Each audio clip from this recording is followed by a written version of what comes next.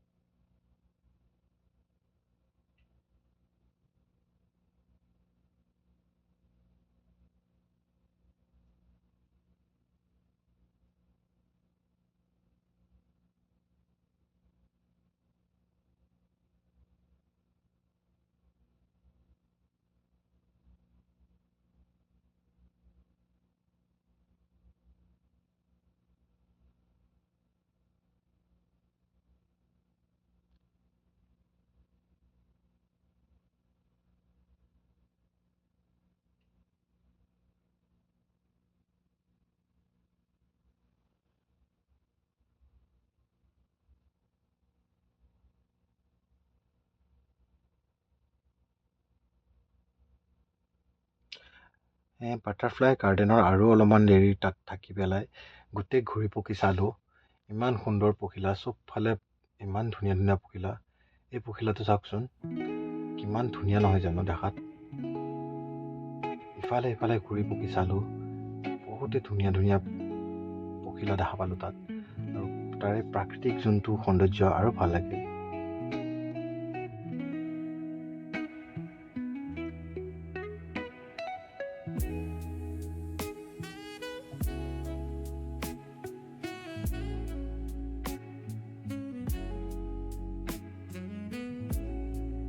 এয়া হ'ল ছিংগাপুৰ এয়াৰপৰ্টৰ ভিতৰত থকা বাটাৰফ্লাই গাৰ্ডেন।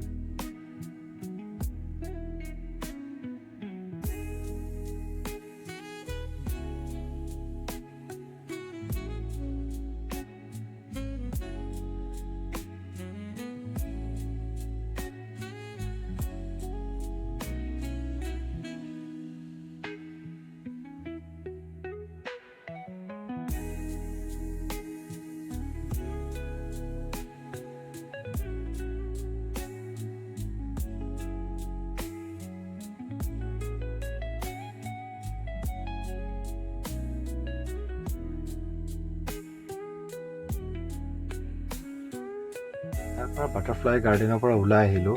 ওলাই আহি পেলাই তাতে থকা স্মকিং জোন দেখা পালোঁ।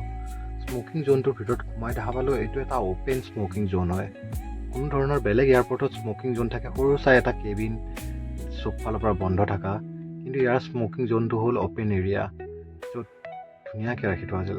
তাৰ পৰা ওলাই আহি দেখা পাব এনেকুৱা এটা লবিত এনেকুৱা পুল থাকে, পুলত যি ইমান ধৰণৰ মাছ, এই মাছটো দেখি ইমান ধুনীয়া লাগে। বেলেগ বেলেগ ৰঙৰ, গল্ডেন কালাৰ, অৰেঞ্জ, হোৱাইট, এটা ধুনীয়া পৰিৱেশ তাৰমানে। আৰু ইমানবোৰ মাছ ন, এটা দীঘলীয়া লবি হয়, আৰু দীঘলীয়া লবিটোৰ কাষে কাষে এনেকৈ পানীত মাছবোৰ, জীয়া মাছবোৰ থাকে। দেখি পেলাই মনমোহনীয়া একদম।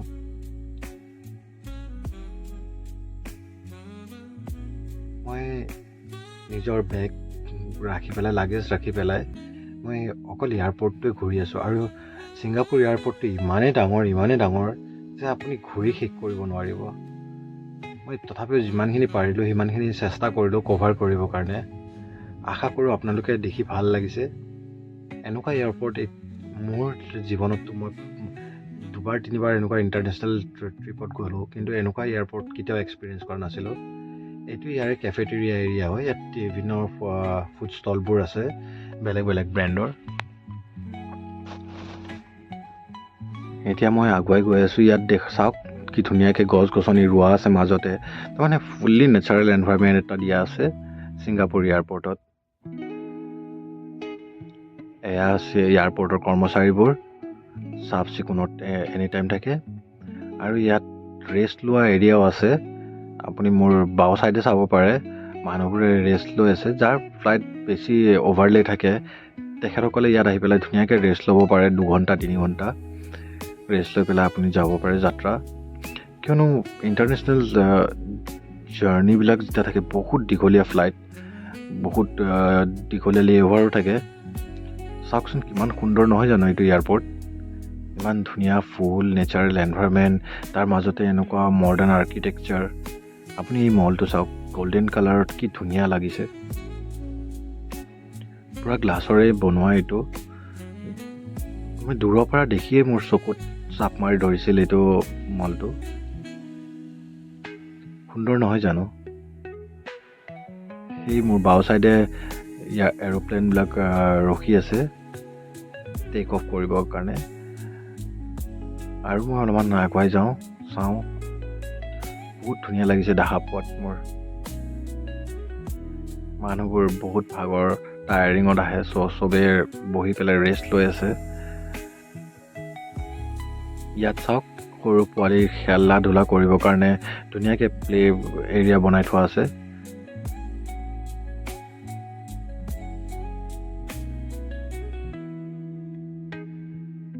এইটো হ'ল ছিংগাপুৰ এয়াৰপৰ্ট। কিমান ডাঙৰ।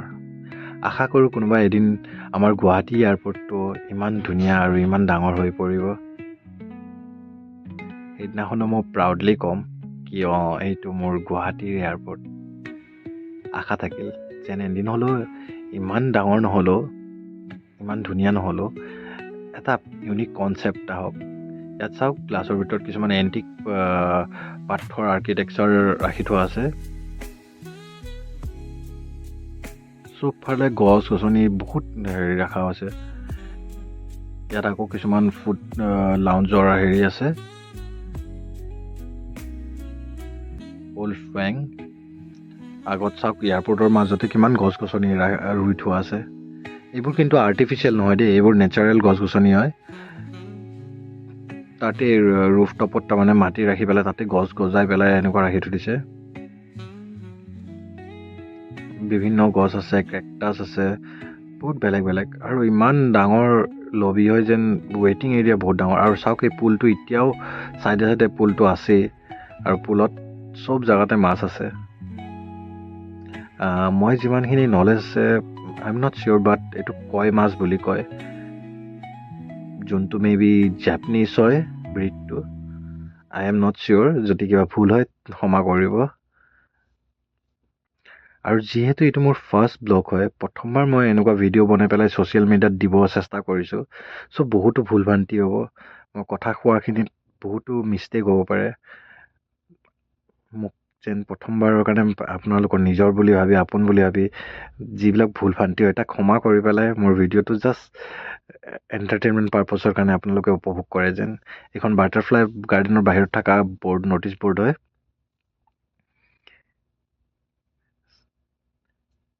তেতিয়াৰ পৰা নাই বুলি ক'লেও মই 500-600 মিটাৰমান খোজকাঢ়ি আহিলোঁ, য'ত মোৰ গেট আছে, য'ত মোৰ এণ্ট্ৰি হ'ব অষ্ট্ৰেলিয়ালৈ যাবলৈ। চ' মই তালৈ গৈ আছোঁ আৰু তাত মোৰ লাগেজ আৰু চব থৈ আহিছোঁ গেটৰ সন্মুখত। মোৰ এজন কলিগ লগ পাইছিলোঁ এয়াৰপৰ্টত, যোনে মোৰ লগত একে শ্বিপত জইন কৰিব।